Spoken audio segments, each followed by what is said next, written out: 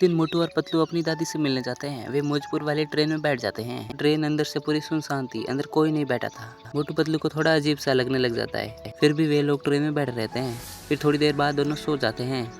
फिर मोटू पतलू की ट्रेन एक सुनसान प्लेटफॉर्म पर रुकी और बहुत देर बाद तक आगे नहीं बढ़ी। फिर मोटू पतलू जब बाहर निकल कर देखने गए तो प्लेटफॉर्म बिल्कुल खाली था, वहाँ पर कोई नहीं था। फिर आगे चलकर देखा तो मोटू पतलू को एक अजीब सा आदमी दिखाई दिया। मोटू पतलू ने पूछा कि कौन सा प्लेटफॉर्म है। वो आदमी बिना कुछ सोचे ऐसा बोलने लगा, भाग जाओ भाग जाओ, हो सके तो यहाँ से भाग जाओ भाग जाओ। फिर मोटू पतलू डर के मारे प्लेटफॉर्म के ऊपर चढ़ रहे थे सीढ़ियों से, पर सीढ़ियाँ खत्म ही नहीं हो रही थी। वे चले जा रहे थे पर सीढ़ियाँ खत्म ही नहीं हो रही थी। फिर थोड़ी देर बाद उनको पता चला कि उन्होंने सिर्फ पहली सीढ़ी चढ़ी है। देखकर वे बहुत ज्यादा घबरा गए। वहाँ पर आवाज आई कि अगली ट्रेन सीधा मौजपुर स्टेशन पर रुकेगी। मोटू पतलू के पास और कोई चारा नहीं था। वे दोनों भाग के गए और ट्रेन के अंदर बैठ गए। मोटू पतलू के अंदर बैठते ही ट्रेन बहुत ज्यादा स्पीड से भागने लगी। फिर मोटू पतलू के पास वहाँ पर दो चुड़ैलें आई। वे दोनों चुड़ैलें मोटू पतलू के काफी नजदीक आ रही थी तो मोटू पतलू काफी डर गए।